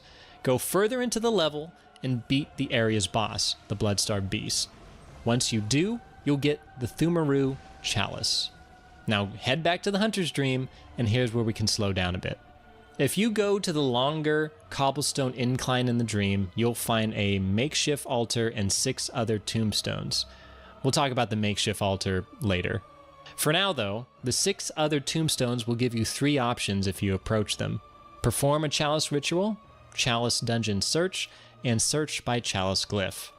By performing a chalice ritual, you will then be able to teleport into said chalice dungeon and explore the layers within. Seeing how you have the Thumaru chalice in your possession, you can perform the chalice ritual to open it. Now before we do, let's look at the ritual requirement screen. Each new chalice you get will want specific chalice materials and a certain amount of blood echoes before you can perform that ritual and go into them. This first chalice you get is practically a freebie, but the later, deeper chalices will want rarer materials and even more echoes. You can also find a few ritual materials from the base game as well. If you were wondering what all that red jelly and yellow backbone was needed for, it was for these chalices. Now let's talk about the two other options in the Tombstone menu. You can only use these two options if you're online and have PlayStation Plus. So let's just assume for the next couple of minutes that you're going through the chalices in the offline vanilla way. In which case, there's going to be a handy-dandy visual guide that will cover your every step from the very first chalice to the very last. The link to said guide will be in the description. It's one big scrolling paper, super simple to follow. You won't go wrong with it, I promise you. For now though, we're moving on. We will come back to this menu though. If we look back at the ritual requirements screen, we'll notice that each chalice has a specific depth number attached to it. The bigger the number, the deeper the depth. The deeper the depth, the more difficult the chalice and its bosses become. The depths range from 1 to 5, the easiest being 1. Once you hit depth 3, there's a noticeable difficulty spike. Depth 4s only grow higher in difficulty, with the 5s being the most challenging dungeons, yet yielding the best rewards and loot. Depth 5s are where you get the best blood gems and runes from, by the way, but let's not get ahead of ourselves. For now, let's quickly talk about the inside of the chalices and what the layouts of them actually are. What do they look like? Fortunately for you, we have a visual aid for that too. As you can see by this picture, chalices have a rather simplistic foundation. Their interior designs will vary, but the foundations will not. What is certain is that nearly every chalice after the first Thumaru chalice you get will follow this structure. There is a lamp, a gate, and a boss, first and foremost.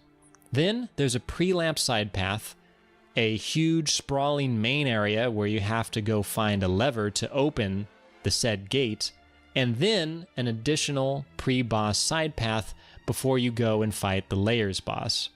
Now you can skip the side paths and just head to the lever and the gate to fight the boss, but it is in the side paths and in the sprawling main area where you find various loot such as ritual materials, upgrade materials, new weapons, new armor sets, or even new blood gems. And that's all before you fight the boss. The bosses themselves can drop new chalices for you to create, or even drop you the best blood gems in the game.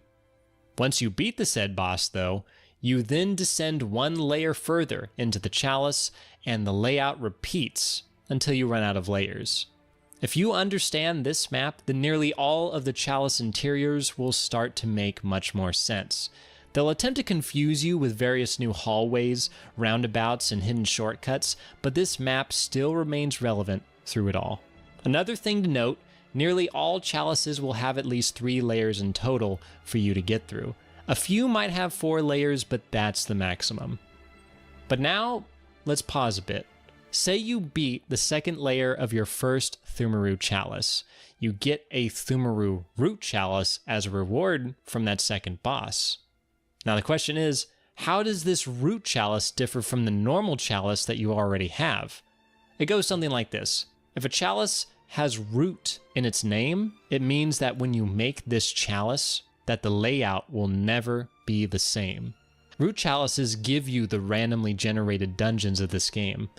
If a chalice doesn't have root in the name, then they are fixed, meaning that the layouts, layers, and bosses will be the same no matter how many times you make it or which player makes it. This is how players are able to co-op through the fixed chalice dungeons rather easily. Players can make the same chalice and progress through them at the same time. Now the question becomes, if the root chalices are always different, how do players manage to co-op and invade each other in them? And this is where the glyph codes and the makeshift altar come in. Say that you and a friend want to go through a randomly generated root chalice. Only one of you has to make one through the chalice ritual option. Then the other player can join in by typing in the glyph code that spawns when a chalice ritual is made. Now mind you, both of you do have to have the same root chalice though. Be sure of that. But before you go typing in glyph codes, the maker of the root chalice has to share their glyph first. Chalice makers have two options when sharing their glyph. They can either make it closed or open. Closed means that only players who know the glyph code can enter into the chalice for co-op or invasions. This option right here. Open means that not only can anyone enter through the use of the glyph code here, they can go all the way over to the makeshift altar and use its quick search feature for either cooperation or invasions.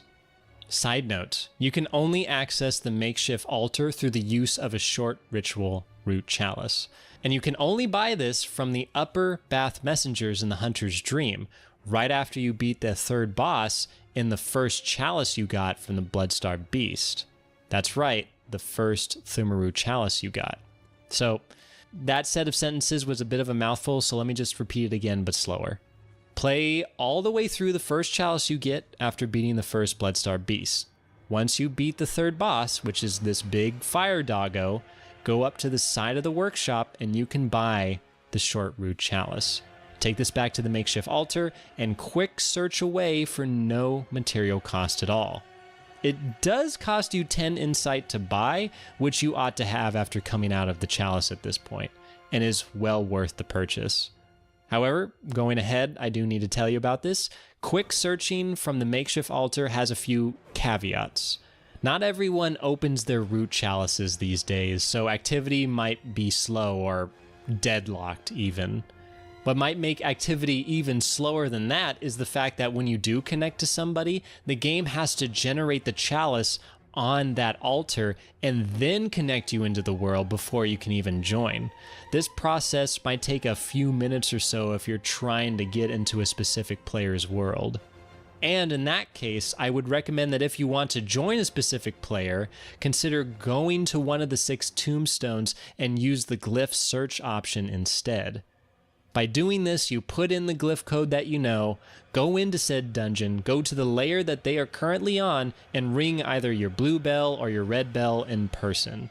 The short route search is still a rather convenient tool in some cases, but don't expect it to work all of the time. This is Bloodborne matchmaking we're talking about after all. All this leaves is the second option, back at the tombstone menu, which is the Chalice Dungeon Search. This option allows you to randomly generate any player-created dungeon under certain parameters of your choosing. This is of course accounting for the fact that you yourself have made a chalice similar to what you're looking for. So you can't just go looking for something like a Depth 5 chalice right off the bat when you only have made a Depth 1 chalice in the past. Also, you have to consider that you're trying to find chalices that were made open and not closed. This option should be used for those people who are just looking for variety in their life. It's a rather neat idea and it doesn't cost you any materials to make. Moving on, let's now talk about the 4 types of chalices that there are in the game. And when I talk about types, I mean the Thumaru, Loran, Iz, and Hintertomb type chalices. The Thumaru chalice you have is a part of a set of chalices known as the Thumaru. Get it? As you progress further in the base game, you'll find other later bosses that will drop you a Loran or an Iz chalice. You do get a Hintertomb while you're rummaging around in the other chalices, but I'll just say now that the Hintertomb isn't particularly worthy of note, nor is it all that important for the purposes of this video. It does have loot that the other chalices don't have, such as a unique armor set and unique enemies to fight, but otherwise, they're not too exciting. The main takeaway you should get from knowing the 4 types of chalices is that each chalice has their own unique dungeon design, their own unique enemies, and most importantly, unique blood gem drops. Thumaru will give you radial blood gems to fit in the radial slots of your weapon, The Loran will give you waning gems, and the Iz will give you triangles. And the Hintertomb is also here. Furthermore, it's important to note that the different types of chalices will add their own effects onto the gems you farm. Thumaru will primarily give you physical damage gems, such as Tempering or Adept. Loran will give you fire, bolt, and poison blood gems along with physical gems. And lastly, Iz chalices will start to add arcane to the potential drops you might receive. And believe me, it gets more complicated from here if we wanted to talk about all the blood gem drop tables and the socio-economic implications of rising gem inflation, but for now, I'll save you the overwhelming insight gained to move on to another topic instead, but one that is all the more relevant. Speaking of, you'll be happy to hear that we're on the home stretch of this entire video. Take some extra sips of water, stretch yourself out a bit, because all we need to talk about now are the final variations of chalices that you ever need to worry about in Bloodborne. The Cursed Chalices and the Sinister Chalices. Cursed Chalices. Some call them FRC or CRF Chalices, but the cool kids call them FRC. This is because they have certain rights, or modifiers, that get added to the chalices that you create. The FRC stands for these rights. The F stands for Fetid, R for Rotted, and C for Cursed. The Fetid right strengthens certain enemies, giving them a visible red aura. The Rotted right lets new enemies appear, ones that you may have never seen before in the entire game. What are they exactly? Oh, wouldn't you like to know? Oh, I don't know either. Lastly, the Cursed right cuts your health down by half. Think Halo Legendary, all skulls on. Yeah, that good stuff right there. It's in these chalices where you obtain the best of the best blood gems. All of the glyph codes that you see on all the spreadsheets floating around all of the internet are transfixed around these cursed chalices. They may sound intimidating at first, but with a little knowledge and a decent amount of courage, you too can reap good loot, if the RNG is in your favor, of course. Last but most certainly not least, there's the Sinister Chalices. Similar to the Cursed Chalices, the Sinister Chalices have a right modifier of their own. If you activate the Sinister right on these chalices, they will spawn a bell-ringing woman on all of their layers instantly as you come into the world. What's more, if you ring your Sinister Bell while inside of the Sinister Chalice, another bell-ringing woman will spawn right alongside the first. And what does having two bell-ringing women mean in Bloodborne? 2 invaders. You can be invaded by 2 reds. And what's more, you can summon 2 enemy purples through the Oath Runes that we mentioned earlier. Now you have a full-blown 2v2v1, a 5-player bash. And y'all, this is pure, chaotic, blood-drunk fun. Definitely what Miyazaki intended. I encourage y'all to try something like this in the future. Anyway, that's about it for Chalice Dungeons. We did it, we got through it all. Psych, that's not really it for the Chalice Dungeons. It's been years since the game originally came out, and you might be surprised to hear this, but the Chalice Dungeons have actually been updated since then. Which is a bit of a half-truth for me to say, because From Software hasn't updated the Chalice Dungeon for years. No, the community has updated the Chalice Dungeons through their own sheer force of will. And how have they done that? Through the use of save-edited dungeons. Now, usually when you hear the words multiplayer and save editor in the same sentence, the first thought is cheating. Players typically edit their characters to be made impossible to kill, or they one-shot you without a second thought. You know, cheaters who cheat maliciously and selfishly, completely ruining the fun of the game through the use of save editors. But Bloodborne is a unique case. In Bloodborne, players have instead come together to edit the part of the game that needed the most attention, the chalices. What these players have done is take the rather bloated flowchart of about a dozen chalices that you have to go through, 20-something bosses that you have to kill, right? They took this and they made it so much shorter through something called the False Step Chalices, which I have made a video on before. You can view that now too. In today's Bloodborne, you can now make a character and get to the best blood gems and runes in the game in half of a typical play session. 3 hours or less. That is if you know what you're doing in those chalice dungeons, of course. They've also tweaked blood gem drop rates so that the farming is slightly less abysmal and more in your favor than it has ever been. They've also made finding loot like runes, uncanny and lost weapon variants, and the very so coveted blood rocks immensely simple. And that's just it.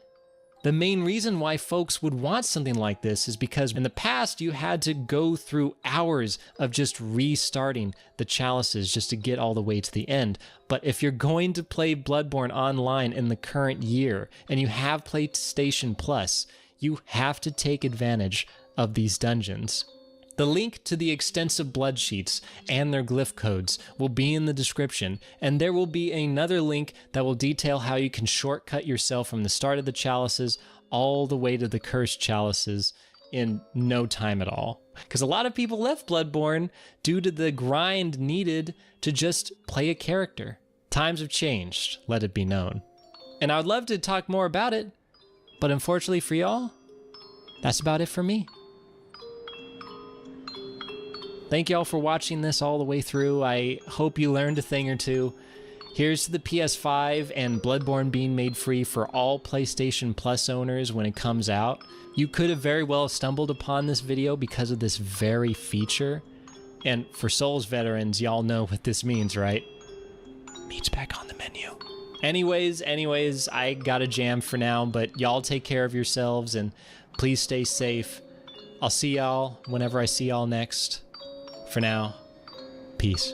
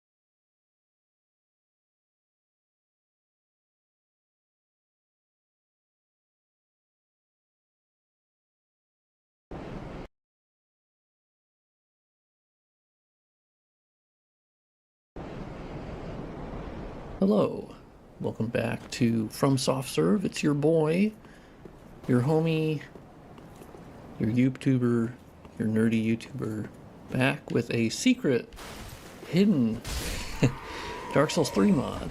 I've been working on it for the last few days just because, I don't know, I got the itch to work on Dark Souls 3. Probably because I'm working on Bloodborne and they share so much of their rendering setup. Don't mind the tombstones flickering, that's my bad. I enabled shadow casting on them and they have issues with that essentially. But this mod, what you're seeing here, the only thing done by Reshade is the anti-aliasing.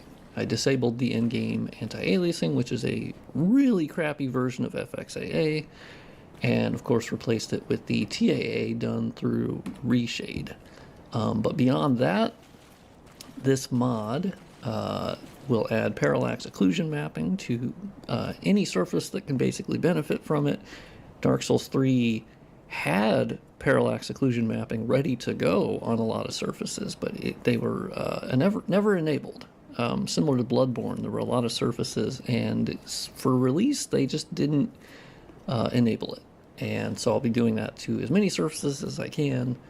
I've modified the reflectance maps for the area, which I've also done in Bloodborne. Basically, this is all the stuff I've been doing on Bloodborne, but applied to Dark Souls 3 as well. And the reflectance maps essentially get pretty close to fixing the overly metallic look of Dark Souls 3. And then I ported the SSAO, so Screen Space Ambient Occlusion, I ported those settings from Armored Core 6 and then modified them a little bit. Because essentially they've been using the same SSAO like system and settings. They've just been tweaking it as they've been going along. And so, you know, I basically just stole that. I was like, okay, cool. So you get more ambient occlusion and more accurate, basically. I've obviously enabled dynamic shadows for everything. And that's obviously that I included in my Embers mod, you know, ages ago. But, you know, if I'm here modding, I have to do it. So I enable dynamic shadows. Hero lighting has been removed from the player and enemies, so now they actually, you and the enemies blend in to the environment. And obviously I've talked about that in Bloodborne videos, where basically your character just stands out versus everything else. And so I've removed that. Beyond that, while you're removing the hero lighting, you can also remove a ton of extra lights that basically just affect the environment, but they're not point lights. They're called like local lights, and they basically just kind of clog up the scene and give lighting to objects sort of unnaturally, but I'm assuming it was for indirect lighting or something, but basically I've disabled those. So the image looks a lot more cohesive and everything fits into the scene a lot better. So local lights, I removed a lot of those. We're actually going to go through the text file. I'll show you the text file that I end up going through line by line, and I'll show you all the additions that I make.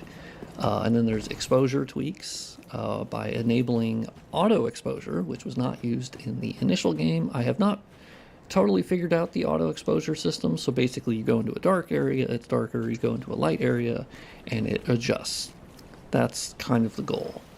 I also removed any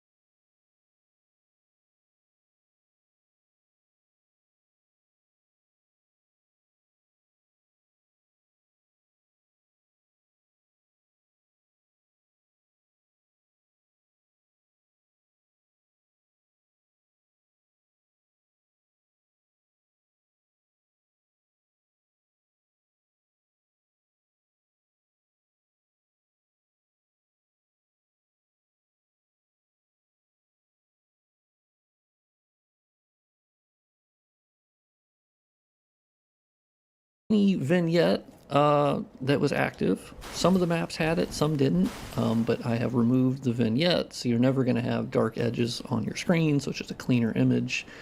And then I disabled, thus far at least, I'm all the way up to Lothric Castle with the mod, so I actually have pretty good progress. And I've removed the color grading. The color grading is arguably like one of the biggest things that sapped the color out of Dark Souls 3. You can see in this map, it's not the most colorful, but this is one other change in this mod thus far, is I've actually gone through every texture in this map and levels adjusted the albedo texture for each one to bring out the natural colors. Now, this was shown in a DS3 mod video from me and showing off Trivia's work last year, way early last year. And so I did learn that from Trivia. Most of these things, frankly, I've learned from Trivia. She's brilliant, and she's helped me so much with Dark Souls 3 and Bloodborne. And so I do want to do that to the other maps. Thus far, I've only done it to this map, but you can see there are normal colors that are standing out, but I think it still looks like Dark Souls 3, right? I've also adjusted the light map, where it uses the normal maps more so, and so you just get more detail on the surfaces and how they react to light, and that goes into the SSAO changes as well, because they actually have like a geometry bent that you can kind of do. And anyway, that was stolen from Armored Core 6. The other big thing is a change I made in my Embers mod, but now I'm doing it better, as per usual, which is the LOD swap-in of models. Dark Souls 3 is notorious for the closer you get to models, they basically pop and get more detailed the closer you get, which does make sense. However, we're in 2025, ain't nobody got time for that anymore, so I just disable that, and it will load the highest quality one for much greater distance to where you shouldn't notice that anymore. Bloodborne didn't really have a big issue with that, but Dark Souls 3 absolutely does, and it's constantly popping, and it's super annoying, so that's been fixed. And there's probably more things that I'm missing, but I wanted to go to some of the areas in the game. Here you can see, obviously, a Firelink Shrine, but it's no longer like metallic shining everywhere. I've removed a lot of those extra lights, so now it's relying more on the candles for illumination and the wall torch and, around the thrones. And you'll notice there's no more hero lighting on the Firekeeper and me, and everyone sits in the scene way better. I think it's moodier, but it still looks like Dark Souls 3. That's kind of my goal, is like, I don't want it to completely not look like Dark Souls 3. Now, one of the... Ooh, actually, I can upgrade my weapon. I will say, I was playing Dark Souls 3 for like 3 or 4 hours yesterday. I was just playing. I mean, I was modding too, but like, I have to admit, like, I have my criticisms of this game, obviously in the trilogy, but it does play really, really well. It's so much fun. I think the gameplay is probably the best part of it for me, in terms of like boss fights and just the combat. So that's basically Firelink Shrine. It's moodier, but I think I would just say it looks a lot better. I'm biased. But let's go to the other areas. Let's go to High Wall of Lothric, because I'm up to Lothric Castle. It doesn't actually take that long to do this. I mean, I was kind of going ham on it. The Reflectance maps, there's obviously like hundreds per map. Oh, get out of town. Now that I'm in Lothric Castle, this swapped over to the other version of the High Wall. Oh, I haven't seen this yet. But yeah, you can notice here, obviously, it's much more colorful. That's by disabling the color grading, which sapped most of the color from this area. And then I have a very light touch of like filmic contrast, but you can see the super increased detail on like the actual textures. I have not upscaled these textures yet. So these are actually the base textures. These haven't even been levels adjusted, but you can see there's a lot more contrast. And I think it honestly looks pretty awesome. I'm super happy with how this came out. This is my first time actually going to the modified version of High Wall. But yeah, now, I'm surprised I didn't, talk about this at like the first minute of the video. But this is, of course, not using the Dark Souls 3 lighting engine, which has not come out yet. That is still in progress and beta testing, and these changes will work right alongside that. So that makes me feel better that like whatever changes I'm making now are not just going to be like super obsolete. Not all of these are technically required with DS3 lighting engine. It fixes some of these problems, but these should play perfectly fine with DS3 lighting engine. And if anything, will just look better with DS3 lighting engine. The reflectance map changes, the shadow casting, the parallax occlusion mapping, all of that. Dark Souls 3 lighting engine is going to be like, cool, great. But I kind of wanted to see how far could I push Dark Souls 3's engine, like rendering engine by default. And I think it would just be a good option to have a much more colorful Dark Souls 3, but I still feel like it looks like Dark Souls 3. I don't know, that's I think how all my projects go, is I don't necessarily want it to not at all look like the game that I'm modding, but can I improve on it a little bit? And I'd say thus far, absolutely yes. Loving how this looks. Like, it has a shitload of detail. It is colorful, but from what we can remember, Dark Souls 3 during development actually did have colors. It was not always desaturated. We actually have like alpha pictures of specifically this area, actually, among other areas, that actually had colors that popped, So I feel better about that, in that it is part of the like origin story of Dark Souls 3. That it did have colors at some point, and then they completely sapped them. Not that that doesn't make sense to sap them, but yeah, with the change in the point lights and the spotlights, I think the interiors look really pretty awesome with how they respond to the light from the point lights. I am adding some shadow casting to some lights. Like, you'll see this light here, I have a shadow off the player. I've been changing some of them over to that, but not too many. Dark Souls 3 does have a shadow casting limit. It's higher than Dark Souls 2's limit, but I have run into it in Dark Souls 3 before, where it will basically turn off the dynamic shadows. It'll say, you've hit your limit, big deal. Another part of this mod is essentially to bring the advancements that FromSoft has made in their subsequent games, with Sekiro specifically being the giant one, Elden Ring, Armored Core, and basically their engine upgrades. I'd like to essentially backport that in a manual fashion to Dark Souls 3, because I'm already doing that to Bloodborne, and these are really just changes I made to Bloodborne for my PC remaster mod. And I thought, well, it makes perfect sense to bring these to Dark Souls 3. I don't know why I wouldn't do that. So really, we're just kind of... Oh yeah, I need to add parallax to this surface. Parallax occlusion mapping is something that they supported, and as I've said many times prior, they just didn't care to use it in the final game, mostly, other than like 2 or 3 surfaces. I don't really know why. They just were not interested in parallax occlusion mapping for the most part, because now they basically just don't use it at all. At least in Elden Ring and Sekiro, I have not seen a usage of it yet. This is kind of crazy. This is my first time going to these areas with the dark sign. That's sick. It looks pretty fucking awesome. Okay, I dropped my... It's been 13 minutes. I dropped my first F-bomb. But yeah, we got the light shafts, and I think it's just a better looking Dark Souls 3. Now, one thing I've also been doing, you'll notice how this grass here actually looks like it doesn't fit in. That's because they actually apply a local light to the grass to keep it properly, I wouldn't say properly lit, but it looks weird if you remove that hero lighting from the grass.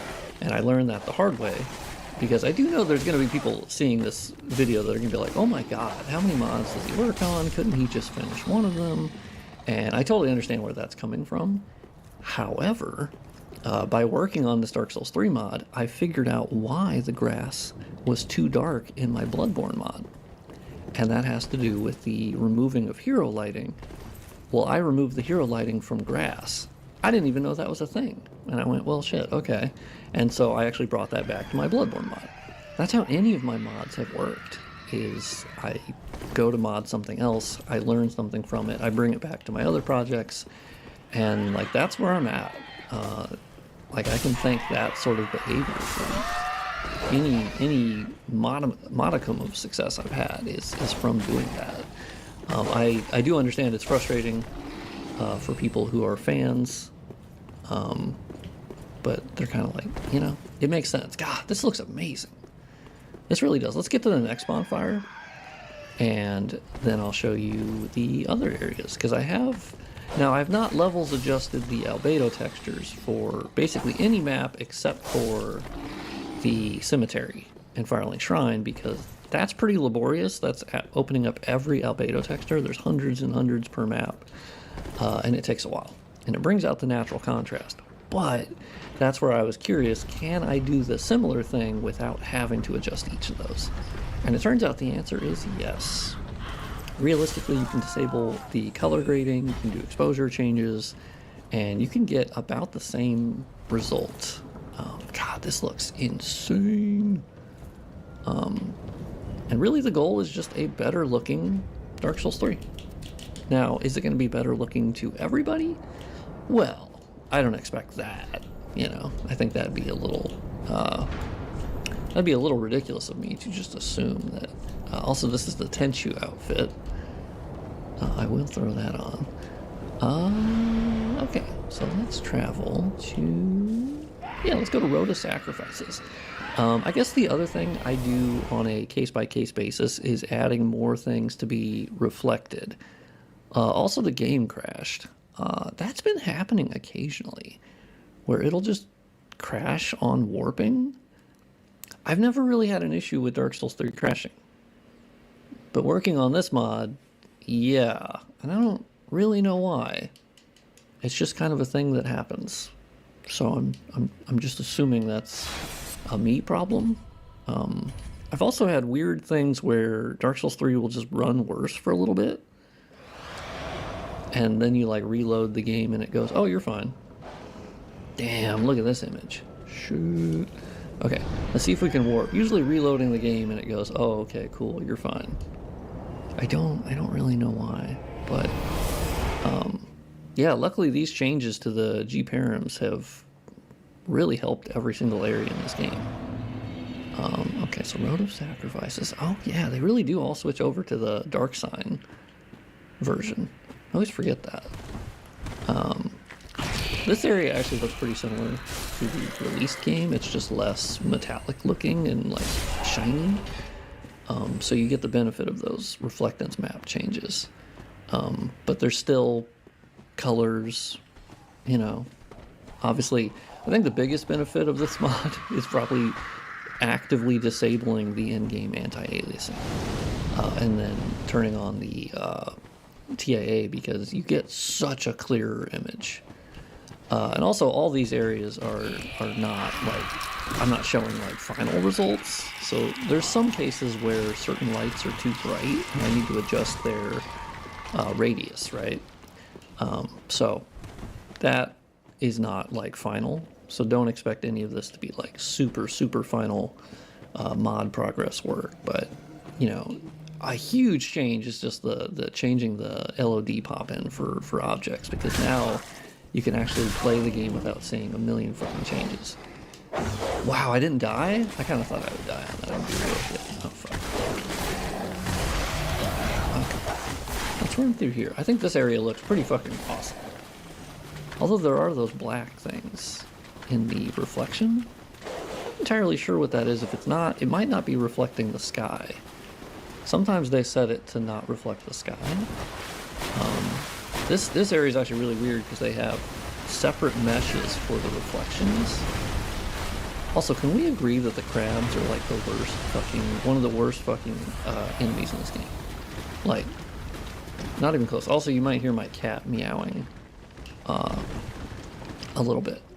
Really, this is just us walking around. I know there's going to be people in the comments going, you should really do before and afters. I'm like, yeah, those are more work. It's not to say I won't do it. Of course I will. But I wanted to just be like that nerdy, excited guy who just talks to you about what they did in the game. I promise we will pull up, after we go through a few more areas, I'm going to pull up the actual like text file, and you can see what I'm doing, and then I can pull up in Smith's box as well, so we can see the areas. So not every area is massively transformed, but really it's just a better... Oh, Estus Shark, you got it down! Okay, this is why we make these videos. Well, I don't need the titty shark anymore, but that's fine. Oh, yeah, look at that bad UV mapping. Ugh. Come on, Dark Souls 3. Honest to God, what are we doing? Anyone who's played Dark Souls 3 a lot will be like, damn, okay, yeah, this does look better. Not in every instance. It's not going to be like an across the board, oh my god, insane looking. Farron Swamp, I think, actually looks pretty normal. It does have a better, like, almost volumetric look to it in terms of the fog. I get lost in here, so I'm probably gonna teleport out. Man, yeah, these rocks here need tessellation bad. They are low poly. Okay, actually these jumping guys that jump on your head and then they try to like shred your head, that annoyingly rhymed, they're also one of the worst enemies in the game. Okay, let's dark sign the hell out. Oh, okay. You know, I didn't want to throw hands, but I will. Of course, my cat, when I'm recording a video, he's going to be jumping in boxes. Oh, he's doing all of the annoying things.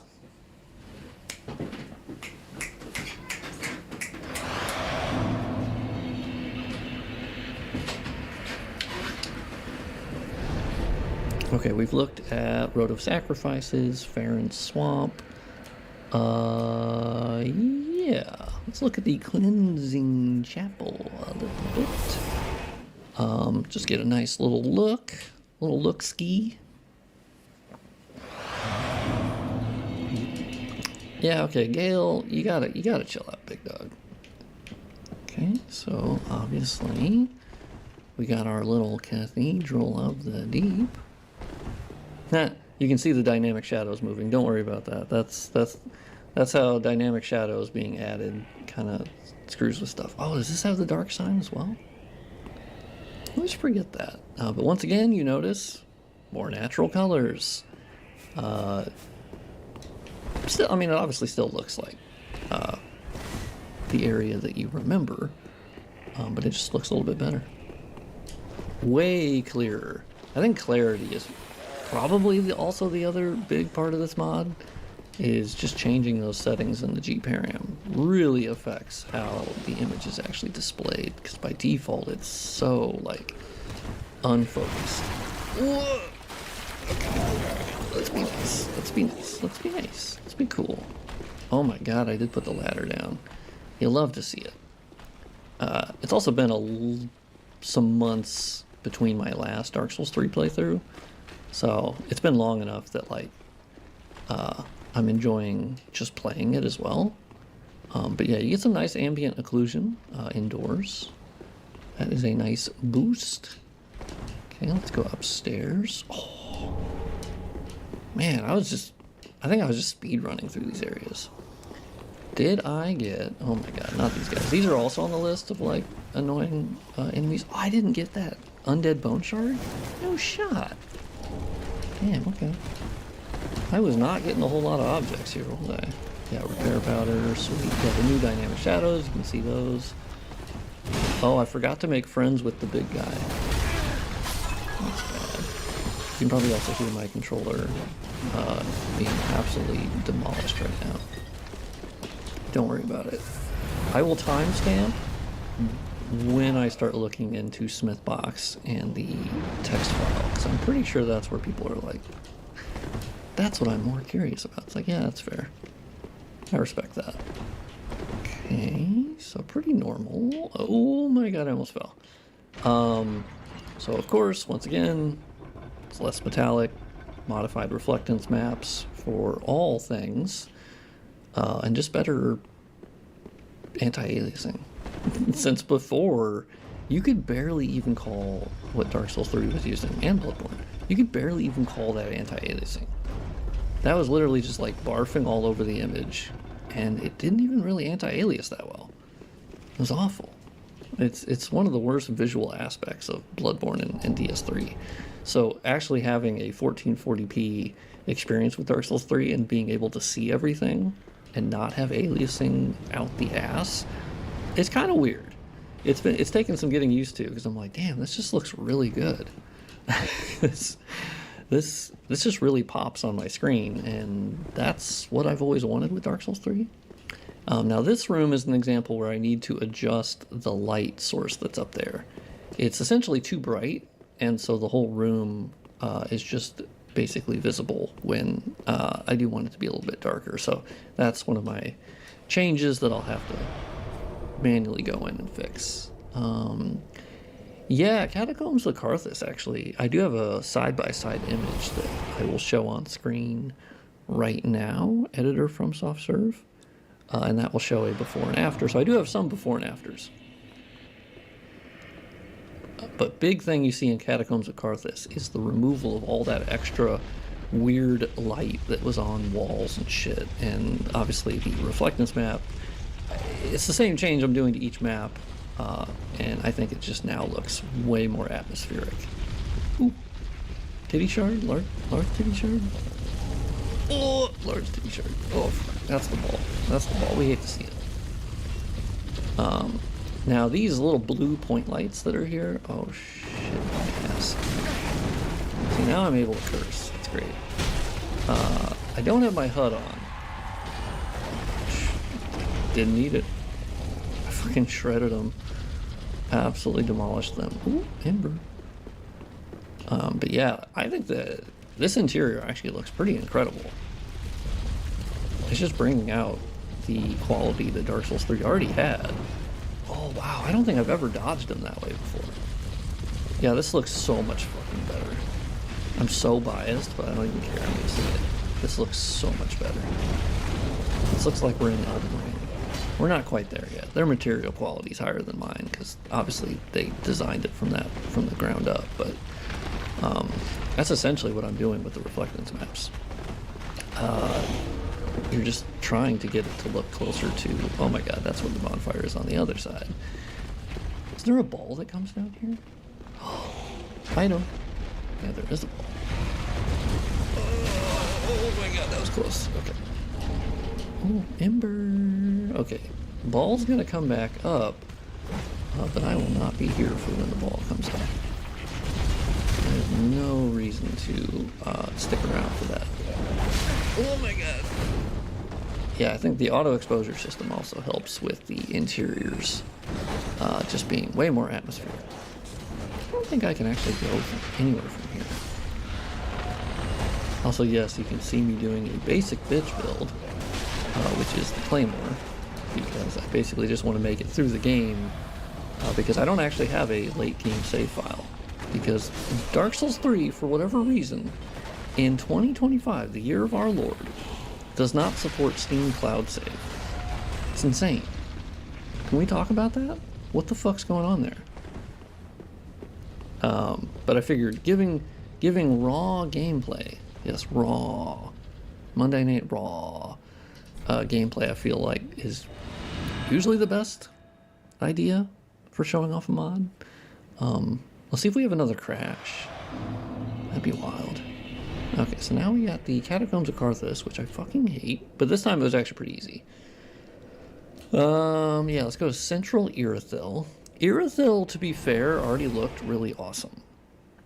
Irithyll and Anor Londo. I think they already look pretty fucking great. But now they just, once again, they get the nice material updates and the dynamic shadows. And no aliasing out the ass. Oh my... You can see I'm really bad at picking up souls, obviously. Now the fog difference between this, that'll be fixed in DS3 lighting engine. The way that like the fog is there and then the sky has none of it, which is really weird. But that height difference will be fixed in DS3 Lighting Engine.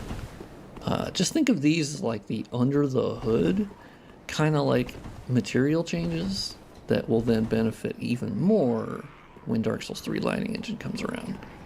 Yeah, that little sky part looks not great, but everything else, there's such a good sharpness. That's what I love about FromSoft's built-in engine. Also, that spotlight is a little too bright. But it kind of looks a little sick, I don't know. Yeah, I mean, this mod, the future things also, I'd love to just, the goal is to levels adjust each albedo texture to bring out the natural colors even more. And that is in preparation for, obviously, upscaling them. But, importantly, saving that as BC7 texture compression, as Dark Souls 3 is obviously a DirectX 11 game, and thus supports BC7 texture compression, the modern standard, natively. It did not use it all the time. In fact, most of the time it did not. Really annoying. So basically I'll be doing that when I upscale, and then I save it, and I lock in that extra detail. It's the same thing I'm doing to Dark Souls 1 with Dark Souls Remastered. Now, down here, you can actually see a really interesting case of them using parallax occlusion mapping in the game, actually. And it's on this little cobble surface. You can see that each cobblestone protrudes from the ground, and that is actually parallax occlusion mapping. It's a very cool, like, small usage of it. But basically, imagine this applied to a lot more of the surfaces, like this brick wall, and there's so many height maps that were ready to go that just ended up not being used. Also, this wall, I believe, is actually from Bloodborne. But yeah, this mod getting texture upgrades will only make it even better. Beyond that, I'm also fixing, like you can see this chest up here is set to the wrong lighting ID.